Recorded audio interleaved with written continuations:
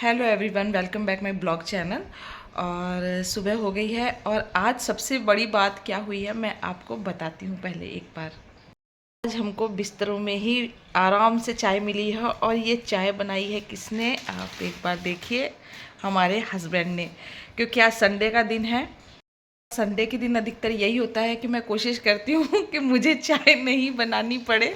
मेरे हस्बैंड भाई 6-7 दिन चाय हम बनाते हैं, तो कम से कम एक दिन चाय तो इनको बनानी चाहिए, ताकि हमको भी एहसास हो कि बिस्तरों में चाय पीने का कैसा मज़ा होता है। तो हस्बैंड ने चाय बनाई है और बच्चे लोग तो अभी सारे सोए हुए हैं। तो अब पहले चाय पीते हैं और फिर साथ में न्यूज़पेपर पढ़ते हैं, क्योंकि बिना चाय और बिना न्यूज़पेपर के तो दिन की शुरुआत नहीं होती है। तो चलिए चाय पी लेते हैं फटाफट से। सुबह बिस्तरों में से उठने के बाद सबसे पहला काम मैं यही करती हूँ कि जितनी भी ओढ़ने वाली ब्लैंकेट है इसे फोल्ड करके रखने का। अगर आपने थोड़ी सी भी लापरवाही कर दी तो फिर जब आप रूम में आएंगे तो आपको लगेगा कि अरे अभी तो पूरा घर फैला हुआ है। तो इसलिए एक टास्क के बाद दूसरा, दूसरे के बाद तीसरा, तीसरे के बाद चौथा, तो एक के बाद एक टास्क इसी तरीके से कंप्लीट करने होते हैं। आ गई हूँ किचन में और बच्चों के लिए कुछ नाश्ता बनाने की सोच रही थी। तो फिर सोचा कि मार्केट से मंगा लेते हैं। आज संडे भी है, लेकिन संडे को स्किप कर दिया क्योंकि वहाँ समोसे, जलेबी, ये वो यही रहता है। तो रात को इडली बनाई थी, तो इडली थोड़ी सी एक्स्ट्रा बना ली थी। तो अभी देखिए इडली कर ली है। ये खाने में भी टेस्टी लगती है और ये हेल्थ के लिए भी बहुत अच्छी रहती है। कोशिश तो मैं यही करती हूँ कि बच्चे लोग थोड़ा सा हेल्थी खाना खाएं तो ज़्यादा सही रहेगा।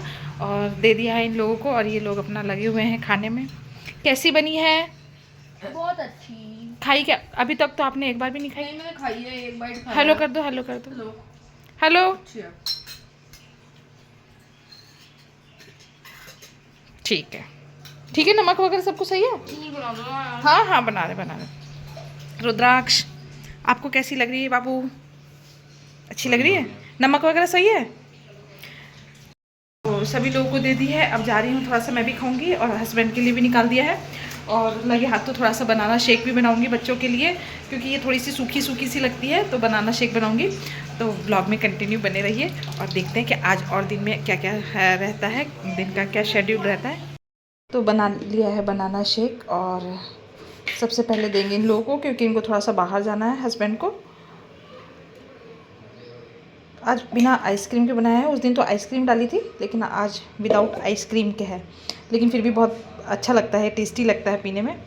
लेके चलते हैं। पहले तो बेटी को देंगे, उसके बाद हस्बैंड को देंगे, क्योंकि इसको भी सोना है। ला एक तो ये बीमार रहता है और भी मैच खेलने जाता तो एक तो बीमार रहता है और एक मैच खेलने जाता है।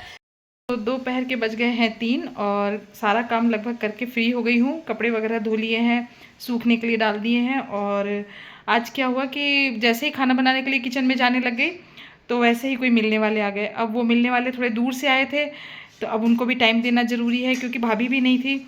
तो फिर उनके पास बैठी तो करीबन 3 घंटा उसी में टाइम निकल गए।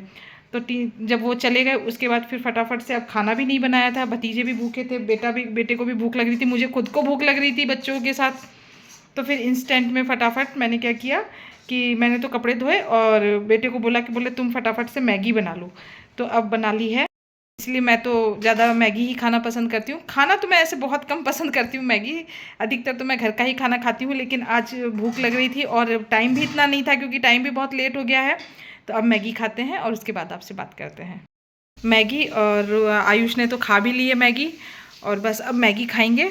और क्योंकि बहुत ज़ोरों से भूख लग रही है, तो देखने में तो ये बहुत अच्छी लग रही है कि, क्योंकि हमेशा मैं तो मैगी बहुत कम बनाती हूँ, अधिकतर तो रुद्राक्षी मैगी बनाता है। तो या तो कभी ये मैगी बनाता है या यिप्पी। तो यिप्पी से तो ज़्यादा अच्छी मुझे मैगी लगती है। मुझे उसमें लगता है कि जैसे थोड़ी सी ज़्यादा स्पाइसी बनती है। तो दोपहर में आराम कर लिया था और अभी बज रहे हैं 6:45। तो थोड़ा सा मार्केट भी जाना है। पास में मार्केट लगता है जहाँ सब्जियाँ मिलती हैं, तो सब्जी लेकर के आऊँगी। अभी बच्चे गए हुए हैं थोड़ा सा, तो उनके साथ ही जाऊँगी। और सोचा कि तब तक क्या किया जाए। तो नया ब्लाउज़ आया हुआ है, इसी की कटिंग करने में लगी हुई थी, क्योंकि इनको शायद कल ब्लाउज़ लेने ही आएंगी, कल शाम तक आएंगी। तो इसलिए पहले कटिंग होती है। ब्लाउज़ में भी 2-3 प्रोसेस होते हैं। पहले आपको सही तरीके से पहले मेजरमेंट लेना है, फिर कटिंग करनी है, फिर उसके बाद सिलना है, फिर तुरपाई पर देना है, फिर उसके बाद ग्राहक को पसंद आता है नहीं आता है, क्योंकि हर ग्राहक का मूड अलग होता है, हर किसी का टेस्ट अलग होता है।